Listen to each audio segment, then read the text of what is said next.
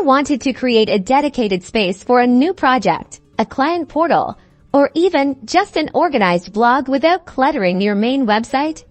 Today, we're diving into how to add a subdomain in Hostinger, making it incredibly simple. First things first, log into your Hostinger account once you're in your main dashboard. Locate and click on the Websites tab in the left-hand sidebar. This will take you to a list of your active websites. Find the website for which you want to create a subdomain and click on the Manage button associated with it. This action will open up the website's specific control panel. Now, within this website's control panel, look at the menu on the left side. Scroll down until you find the option labeled Subdomains and click on it.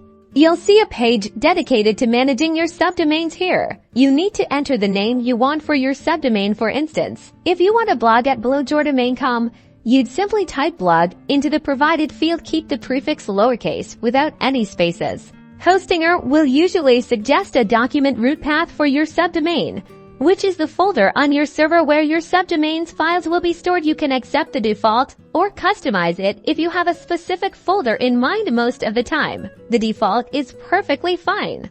Once you've entered your subdomain name and confirmed the document root, simply click the Create button. It's that straightforward.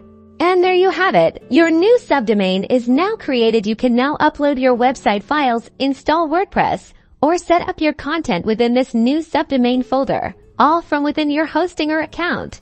This opens up a world of possibilities for organizing your online presence. Give it a try and let us know how it goes.